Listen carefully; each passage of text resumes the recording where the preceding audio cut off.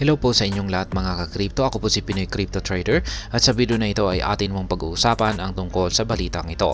Kung saan ayon po rito ay ang buwan daw po ng Abril.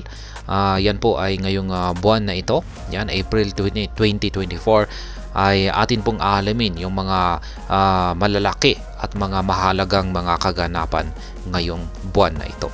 Kaya yan, bago po tayo magpatuloy ay nais ko lamang po munang bigyang linaw ang aking disclaimer kung saan ang nilalaman po ng video na ito ay hindi po ito isang financial advice.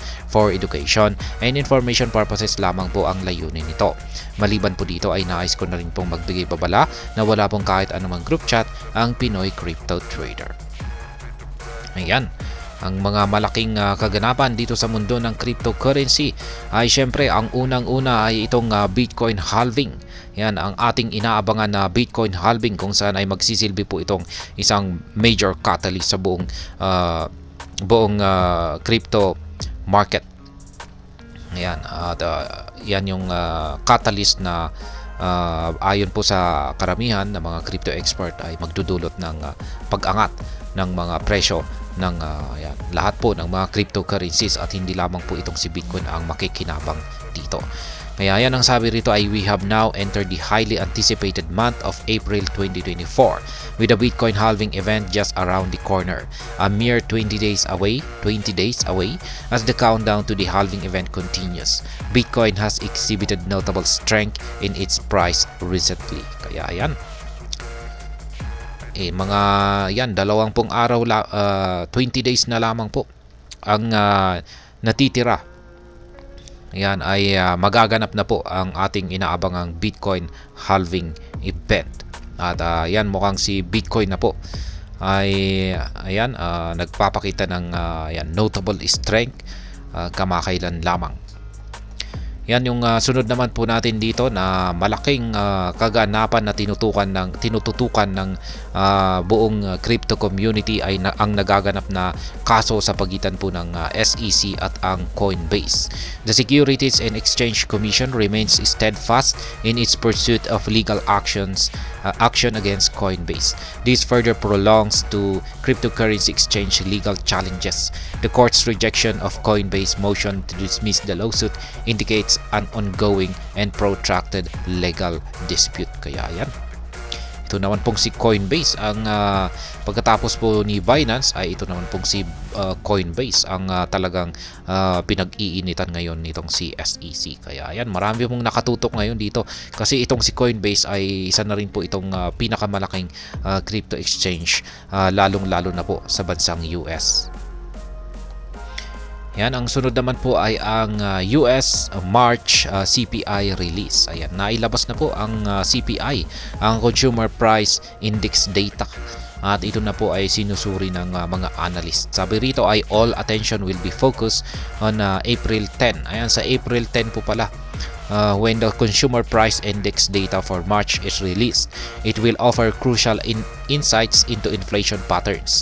Analysts will meticulously scrutinize this data, anticipating its implications for Federal Open Market Committee or FOMC decisions. Kaya yan, sa April 10 po pala ilalabas yung CPI na ito or Consumer Price Index.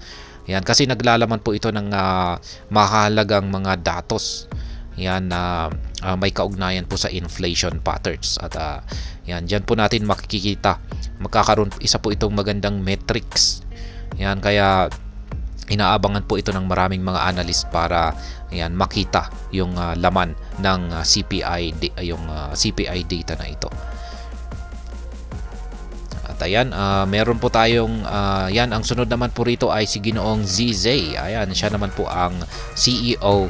Yan, ang dating CEO ng Binance. Yan, siya na rin po ang founder at dating CEO ng Binance. At alam naman po natin na siya po ay bumaba sa kanyang pwesto sa pagiging isang CEO ni Binance dahil sa kanyang kinakaharap na kaso. At yan, sabi rito ay the sentencing of Changpeng Zhao, the founder and former CEO of Binance, has been delayed until April 30, as stated in a notice filed in Seattle Federal Court on Monday. Kaya yan, dinelayed po yung kanyang sentensya. Ayan, yung kanyang hatol hanggang sa kanyang kaso. At yan po ay iniurong hanggang po sa katapusan ng Abril. Yan, April 30 po. Ayan po siya, si Ginoong Xiangping Xiao. Ayan, may tattoo pa pala siya rito. Ayan, kanyang pinatattoo yung kanyang logo ng Binance dito sa kanyang kanang kamay. Yan, may honorable mentions po tayo dito kay Bitcoin Cash, kung saan ay siya na rin po ay makakaranas ng halving ngayong buwan ng April. Sabi dito ay April also witnesses the Bitcoin Cash halving. This comes with the launch of EigenLayer's mainnet, marking significant milestone within their respective ecosystem.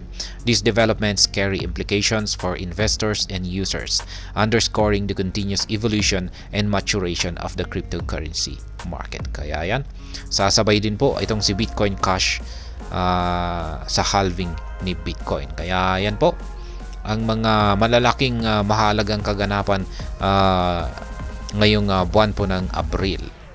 Yan, ang sentensya, ang hearing ni ZZ ay ito po ay naurong sa April 30. At ayan naman po ang US March CPI release na mailalabas po sa April 10. At ito na rin yung nagaganap na matinding legal battle sa pagitan po ni SEC at itong si Coinbase.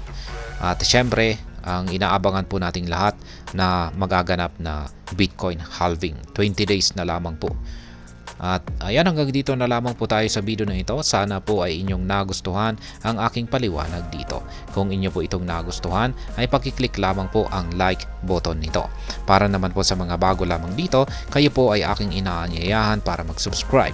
Pakiclick na rin po ang bell icon nito dahil ito po ang siyang magsisilbing notification nito sa mga bago kong videos na akin pong ina-upload sa aking YouTube channel na ito.